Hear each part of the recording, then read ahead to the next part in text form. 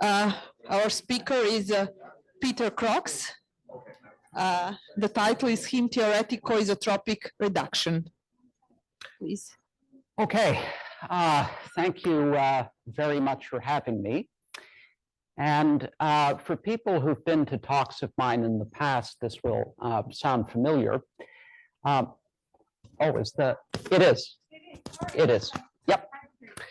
Okay, so for people who've been to my talks in the past, the following will sound a little familiar.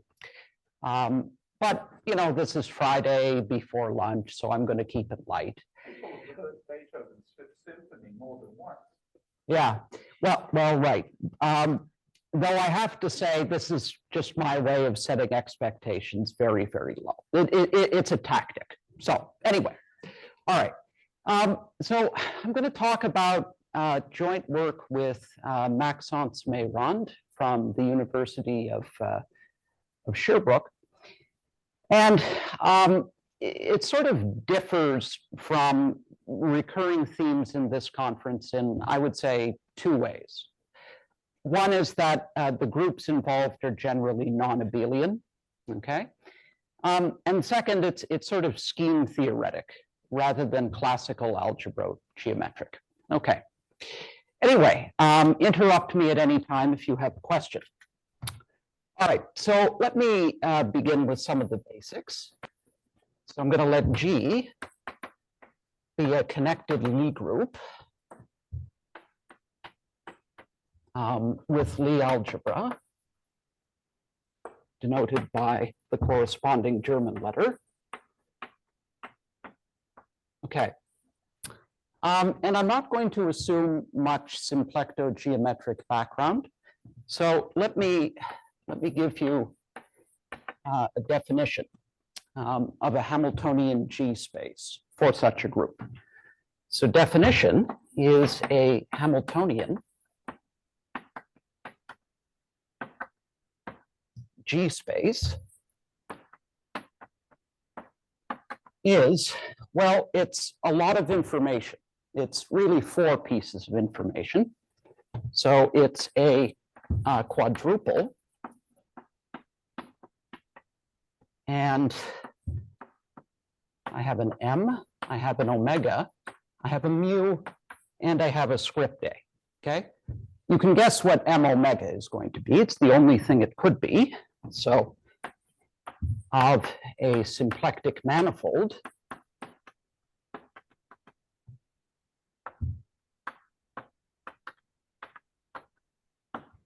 M omega, like that, okay? Mu is going to be a smooth map from that manifold to the dual of the Lie algebra. So smooth map. Mu from M to G dual. Okay. And what is A? Well, it's a left action of the group on the manifold. So, and an action, so we'll call it script A, G times M to M. I should say smooth action.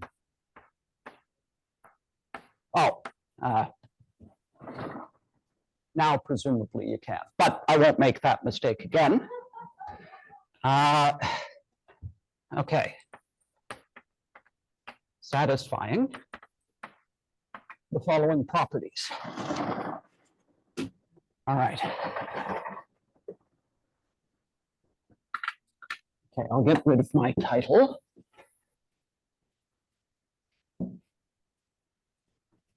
Okay, so first property, well, it's an action in symplectic geometry, so it had better preserve all relevant structure, in particular the symplectic form. So if I act by any element of the group on my symplectic form, namely pull back along the action morphism associated to that group element, I'd better get the original symplectic form. Okay, that's the first property. Second, Well, I have an action of my group on M.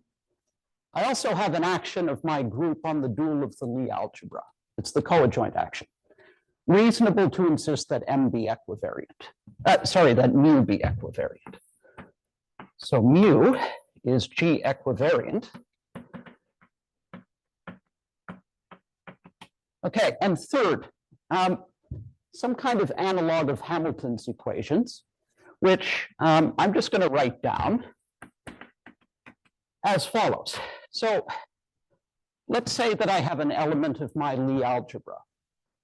It generates a vector field on the manifold under this action, right? And what I can do is I can contract my symplectic form with that. Okay? So now I've got a differential one form. And I want to insist that it be exact, but in a particular way. So I have my moment map. And one of the things I can do with that is I can pair it pointwise with anything in the Lie algebra. So then I get a smooth function on the manifold. And I want this equation to be satisfied. Okay? Says roughly that Hamiltonian vector fields are related to generating vector fields. All right. And I want this to be true for all xc in my Lie algebra. Okay. Questions about that? Yes. Just that it's connected. No. Well, I don't think so. No, I mean, I will have to say proper a bunch of times. Oh, you will be doing proper action. To some extent, but not entirely. So that's where the sort of scheme theoretic element is going to come into play for when you have bad situations. Okay, so examples. Okay, so the first example, well, okay, I could take a point and the trivial action on a point. Okay, whatever, that's pointless. But first example, I can let M be a coadjoint orbit.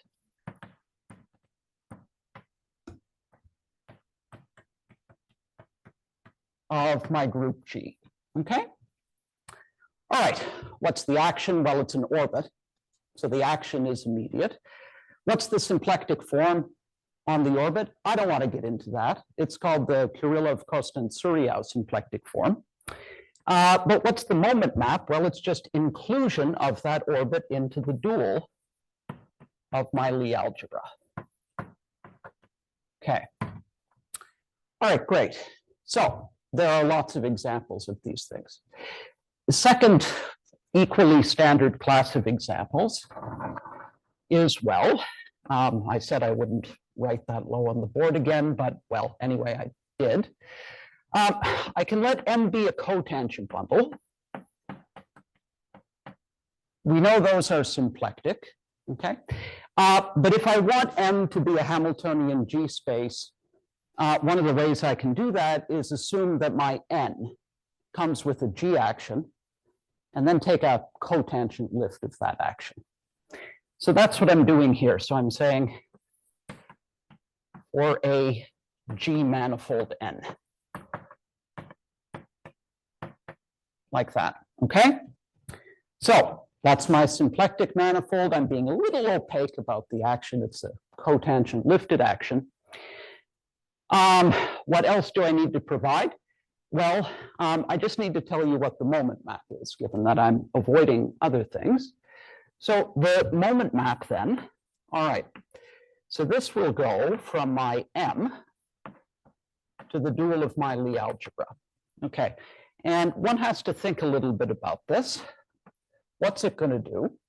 Well, okay, so I have to apply it to a cotangent vector at a point. So this is a point in N and a cotangent vector at that point. Now this is supposed to be in G dual, so I have to tell you how to evaluate it on an element of G. And well, I do essentially the only thing that seems to make sense, and it happens to work. what I do is I take my cotangent vector, and I should fill in a tangent vector at P. Well, I can take the element of my Lie algebra, take its generating vector field, evaluate at P, and then introduce a minus sign, just for technical reasons. Okay? All right, questions?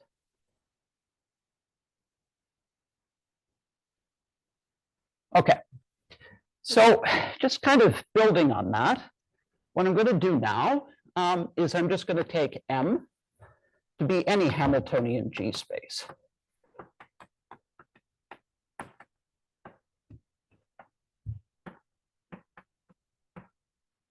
Okay, and well, I can look at the 0 level set of the moment map, okay? And I'm going to include it into M. So I'm going to have J mu inverse 0 to M inclusion. Now, 0 is always a fixed point of the coadjoint action. And since the moment map is equivariant, this is going to be G invariant. So I can look at least at the quotient topological space by the group G. So let me do that. Let me set this up. So this is pi mu inverse 0 to mu inverse 0 mod G. And I'm going to write that suggestively like this. Okay? All right. And so you might ask, okay, well, is this more than just a topological space? A priori, no, unless I make some assumptions. And that's essentially the content of Marsden and Weinstein's symplectic reduction theorem.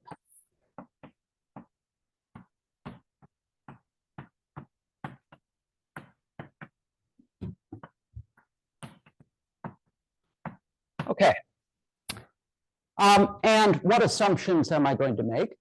Well, I could assume the group is compact, but a little bit more generally, I can just assume that my action is proper.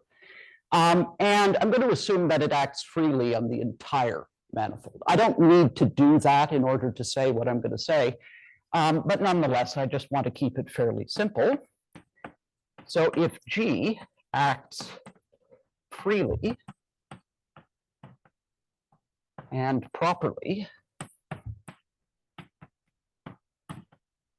on M, well, then what do I get? Well, then it turns out then that the 0 level set of my moment map is going to be a submanifold. And by the quotient manifold theorem, the quotient by G is also going to be a manifold, but it's going to come with a symplectic form. So the theorem is, then there exists a unique symplectic form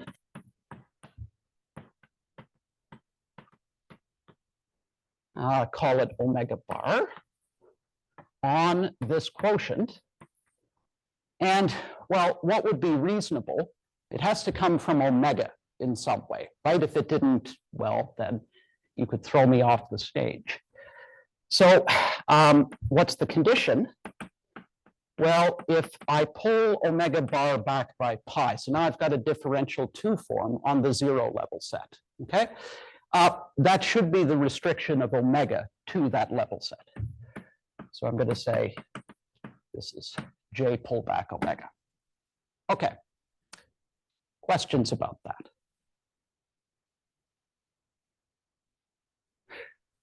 All right. But a symplectic manifold is in particular a Poisson manifold. And if you know the Poisson structure, namely a Poisson bracket on the algebra of global functions, then you can recover the symplectic structure. So another way to tell you or state Marsden and Weinstein's theorem is by telling you what the Poisson bracket is on global functions on M reduced at 0 by G. And that's the sort of direction in which I'm going to head, okay? And it's going to get me out of this situation, at least to some extent, where I have to assume something like the action is free and proper, okay? All right, so with that in mind, So I'm no longer assuming the action is free and proper, but I'm going to assume everything else that I've written on the board. And I'm going to work a little bit scheme theoretically. So I'm going to think of the zero level set of the moment map as some kind of scheme. And if it were a scheme, what would its ideal be? Well, its ideal would be all components of the moment map as I arrange through my Lie algebra. So this would be the ideal sitting inside of C infinity M. Okay?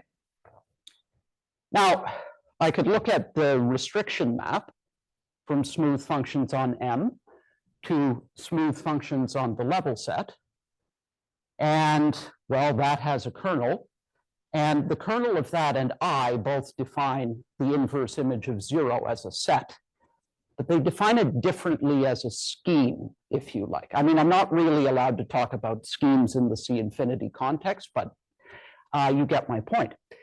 So I'm just going to observe first that I is always contained in the kernel of my restriction map on smooth functions. But unless I'm assuming something like freeness and properness, these two ideals are going to be different in general, okay? So the second thing is that if G acts freely and properly on M, then these two ideals are exactly the same. But the ideal I is better to work with if you want to do a little bit of Poisson geometry. So that's what I have in mind here. And so it would be nice if I were some kind of Poisson ideal in my algebra. Of course, it's not.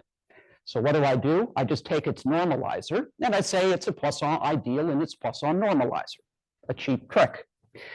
Okay, so let's take the normalizer of I inside of my smooth functions on M, like that. So the condition is that all F's, so that if I bracket with anything in I stay in I. Okay, so that's the, yes, Megumi. Sorry, Peter, before you go on, can you give us a symbol example where just so that we can have something in mind while you talk? So I'm going to have to work with a non-compact group that will, because if I pick a compact one, it will definitely have to be, that will give properness. Oh, let's see. Let's try something like GL2R on C2, perhaps. I'd have to think about whether that action is even Hamiltonian. But definitely these things arise, yeah. Mm-hmm. Okay, so I'll take the Poisson normalizer of this ideal. And then the two things to note about that, well, this normalizer is a Poisson subalgebra in particular. Oh, is there a question? Lisa? What Yeah. does, Was if someone Could you repeat, yeah. oh, Could you please repeat Megumi's question? Because they do not hear it on. so the question was, can we come up with a very nice, easy example where the action is not simultaneously free and proper? Okay, Pardon me? and the ideal project. And the ideals are different. I think it's an if and only if. So all I have to do is give you an example. But I'd have to think of the example. All right, Thanks. so the first thing to note is that this normalizer is a Poisson subalgebra.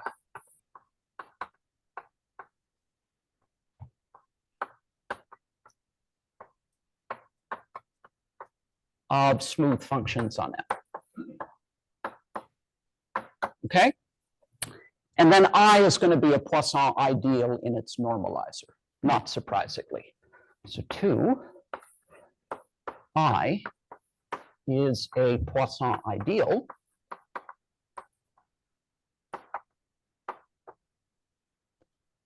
in its normalizer. Okay. So the upshot is that now when I take the quotient, I get a genuine Poisson algebra.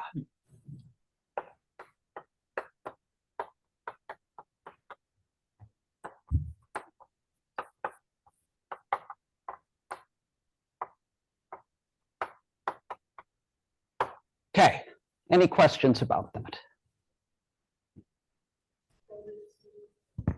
Pardon me?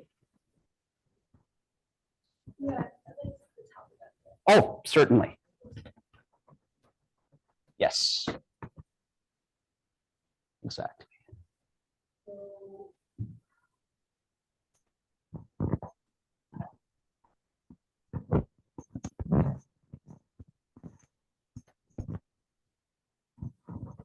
I mean, there are some, even for compact non-abelian group actions, there are some subtleties around the question on whether a smooth function upstairs that is constant on level set, Right. whether it is collective. Exactly. So there is a counterexample, which I learned from Eugene for just like SU2. Okay. And for tori, it's actually the same, and you don't need and have it in a paper with Eugene, very old one. But maybe we can later check. That would be good. Yes. Yeah. So this is something. There's definitely subtleties on that, and definitely there have been incorrect claims made in the literature before that. Mm-hmm. So. Mm-hmm. Yeah. Okay. Thank you. All right. But what kind of Poisson algebra is this?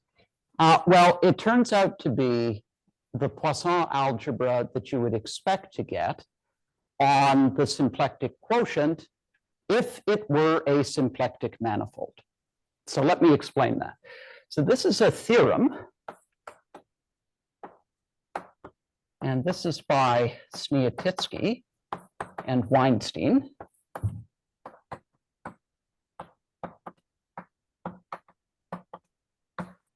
Which identifies this Poisson algebra.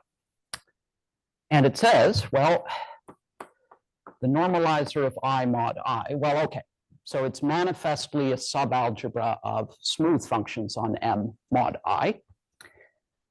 But of course, it's not all of them. It's actually just those that are G invariant. Okay. So that's why I said that this Poisson algebra is actually the Poisson algebra that you would expect to get if the symplectic quotient were a manifold. Okay. And well, then it's a further theorem of theirs in the same work.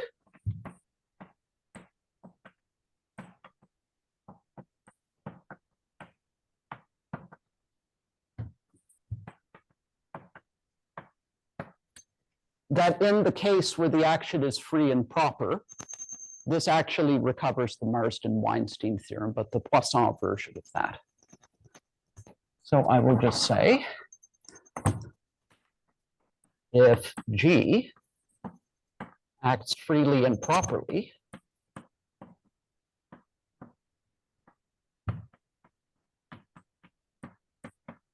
on M, then okay, I'm going to be a little bit more precise than what I just said. So I've got a map of algebras. So I can go from the G invariant part of C infinity M mod I. And I'm claiming, so remember I have a symplectic quotient under these assumptions. So I can go to C infinity of this reduced space, okay? And what would I do? Well, I would take the class of a function f, okay? So I said that in this case, I is the kernel of the restriction map. It so happens, okay? So any equivalence class here is going to have a well-defined restriction to the zero level set of the moment map. So I can do that. So I can map to the restriction. But then this F is also G invariant. And so it's going to descend to the quotient. And I'll just denote the descent like that. Okay. All right. So you can convince yourself that this is an isomorphism of algebras. Okay. Essentially by the quotient manifold theorem. But we know the left-hand side is a Poisson algebra. And the right-hand side is also a Poisson algebra because, well, the manifold has a symplectic structure. And so the content of this theorem is that this is a Poisson algebra isomorphism. So this is a Poisson algebra isomorphism.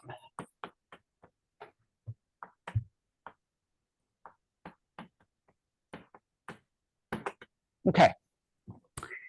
So if you wanted to phrase the Marsden-Weinstein theorem in a purely algebraic way, you would just say, well, the algebra of global functions, here it is as a Poisson algebra, and then you recover the symplectic structure.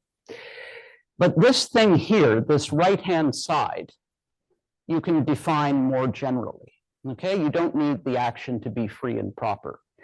And so one of the major themes in their paper where they worked on this is, well, can I, even if the left-hand side is not giving me some algebra of functions on a manifold, I can still try to quantize it. Okay, so that was sort of the big theme in their paper. And I would say if we were doing algebraic geometry here, I would just take the left-hand side as my definition of global functions, and I would just take the spectrum of that. But of course, I can't do that. Well, at least I don't know how to do that differential geometrically, but I know how to do that algebro geometrically. So that's what I want to talk about at this point. In the meantime, any questions? Okay. So what I'm going to do is I'm going to let G be a complex now, affine, algebraic group.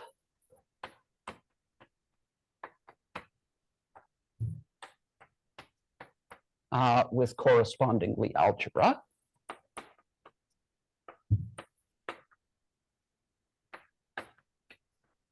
Math frac G, like that, okay? And so now instead of a symplectic manifold, what I'm going to do is work with an affine, well, instead of a Hamiltonian G space, I'm going to work with an affine Hamiltonian G scheme, okay? So I'm going to let M be an affine Hamiltonian G scheme.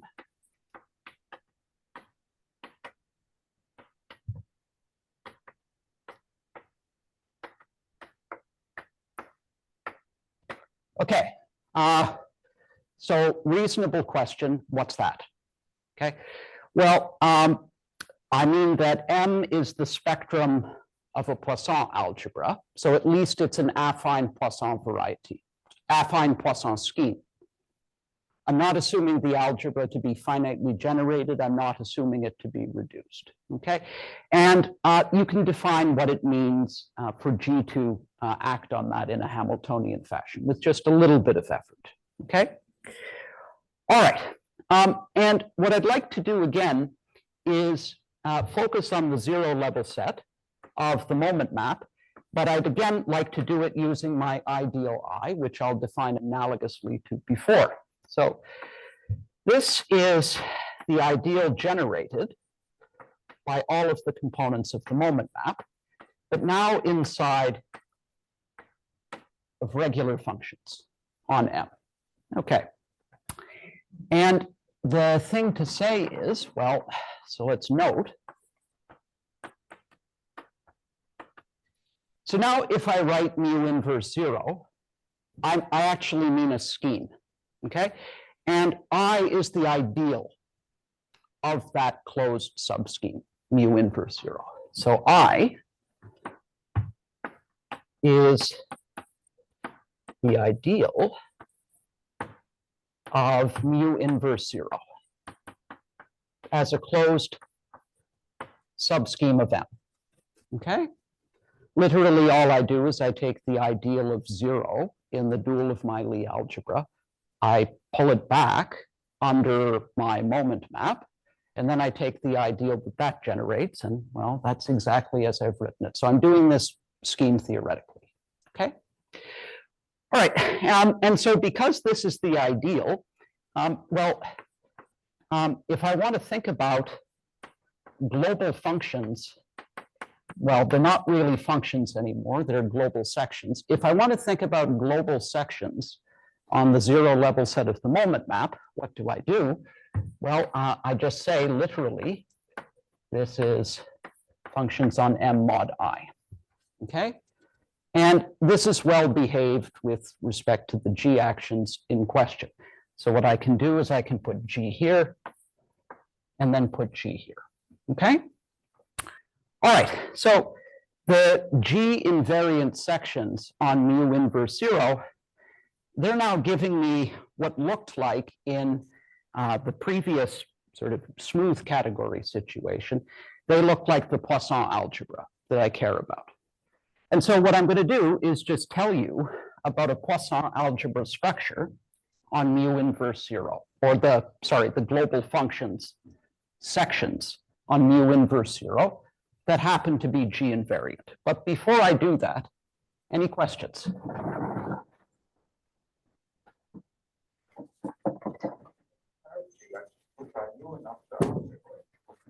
Oh, trust me, I put on a good performance, but I don't know what I'm talking about. Okay. That's half the battle, as we all know. Pardon me? No, I really mean sections. They might not really be functions, so I might not be a radical ideal. Okay? Oh, I wish I missed that opportunity, but you caught it. Very good, very good. Okay, so let me state, I wouldn't call it exactly I assume that what I'm about to write down is well known. I haven't found a statement of it. I'm not going to claim any credit for the statement. So there it is. I'm not even elevating it to a theorem. But I have to tell you how the G invariant global sections on mu inverse 0 form a Poisson algebra. So let me write J as it was before for the inclusion of the 0 level set into M. Okay, so as I do that, well, the statement of the proposition is as follows. So, and I'm not assuming anything about freeness and properness here. That's the advantage of working in this framework. So there exists a unique Poisson bracket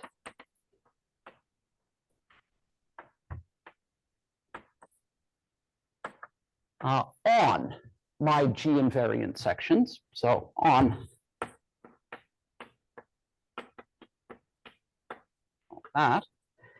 And how would you guess, well, assuming that there exists a unique Poisson bracket, what would you guess characterizes it? So how should I think of taking the bracket of two G invariant sections?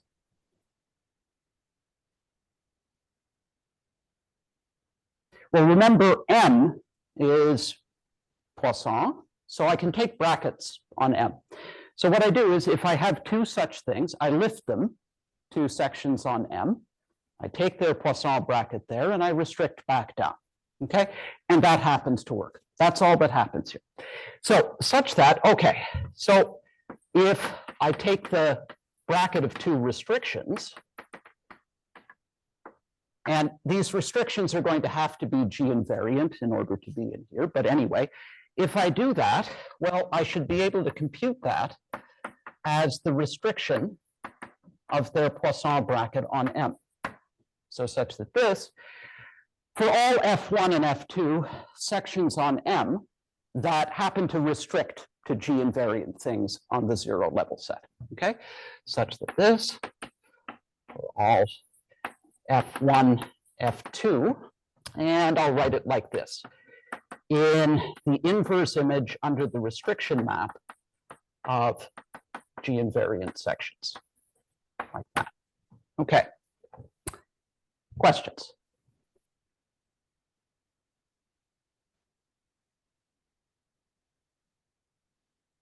Question? Trying to convince this to ask a question.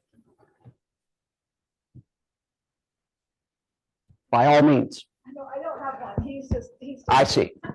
I see. Well, okay.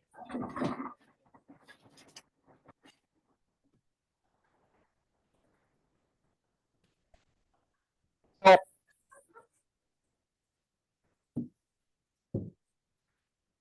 all right. Okay, so so far, nothing I've said is remotely new. Okay, let me tell you what makes this work worth doing. Okay, so instead of my G, okay, so assumed as over there to be an affine algebraic group. Okay, I say, well, if I want to think about Hamiltonian schemes for G, there's another language to do that. I can take the cotangent groupoid of G, okay? And I can talk about Hamiltonian schemes for that. And they're equivalent to the original definition of Hamiltonian G schemes. More generally, I can work with an arbitrary symplectic groupoid. So G is not a symplectic groupoid, its cotangent bundle over the dual of the Lie algebra is. But if you'll allow me, I'm going to say that I replace G with script G over X.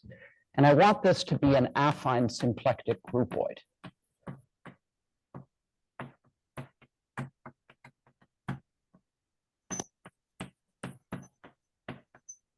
Okay. All right. For example, the cotangent groupoid of any affine algebraic group. Okay. And there are many more. All right. But now my M, well, is just going to become a Hamiltonian scheme for the action of some of this affine algebraic groupoid. So M is going to become just an affine Hamiltonian G scheme.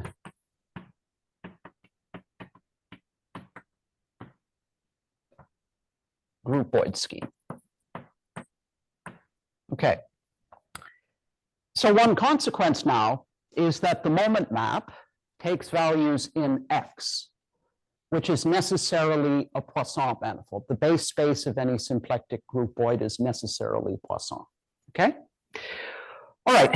And I was doing symplectic reduction at level 0. I could have tried to do it at any value that happened to work, any value of the moment map.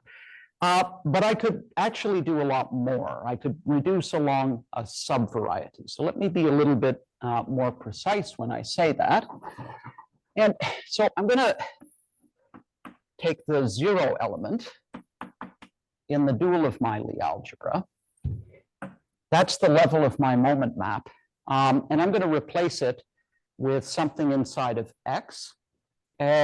And something that functions as a kind of stabilizer over that, okay? So I'm going to replace it with something like this, okay? And the technical term you use is stabilizer subgroupoid.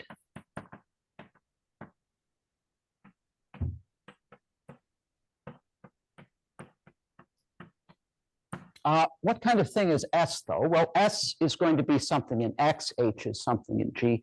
I want to take S to be coisotropic, okay, in X, meaning that its ideal is a Poisson subalgebra of functions on X. So over, I will say a coisotropic S contained in X, like that, okay? All right, questions? I don't want to get into groupoid theory, so I guess I'm cutting everyone off. I say questions and then I say, but I'm not answering the questions you would have. But anyway, subject to that, are there, oh, okay.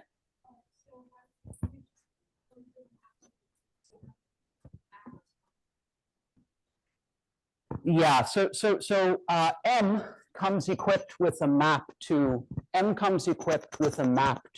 So that's going to be the moment map in this situation, okay? And then if you want something in the groupoid to act on a point in M, depending on what your convention is, you say that the source value of that point in the groupoid has to coincide with the moment map value of that point in M. And then there are a bunch of compatibility conditions. But yes, you can define groupoid actions. Yeah, no problem. Okay, it's like a group scheme action. So you imagine you have two spaces. You have a group scheme over some base, and you have another space over the same base. And then you can do fiber-wise actions. Okay, this is just a more general version of that. Okay. All right. And what I will say, and at no point writing it all down, what I will actually say is that instead of mu inverse 0, I'll take mu inverse of S, okay? And I'll treat that as a closed subscheme of M, okay? And then instead of G invariance, I have to restrict myself to invariance for this stabilizer subgroupoid, okay? And then, well, the proposition is that there's a unique Poisson bracket on H invariant sections on mu inverse of S, satisfying exactly the same condition there. So that's the main theorem. And okay, it maybe sounds a little bit dry. Actually, defining what all of these things mean scheme theoretically, defining groupoid actions scheme theoretically is just painful. So that's where a lot of the work went into. Okay, and second, and I can't do this justice. The main motivation for this work, we didn't just do this because it felt good, and it did, but it only felt good when it was done. It did not feel good while we were writing out all the definitions. I should just say the sort of main impetus was to be able to formulate and ultimately prove generalizations of what's called the Moore-Tachikawa conjecture, which makes sense and is amenable to symplectic groupoid actions. And one of the problems that we would run into is that we'd run into a bunch of algebras that were not finitely generated, or not obviously finitely generated. And we didn't want that to continue to be a hang-up. So we went with this kind of scheme-theoretic framework and just said, the finite generation is an interesting, probably very hard problem in commutative algebra, but one that we were not going to address, okay? So it's almost, well, I've got 5 minutes left, but I'll sort of spare you. So any questions?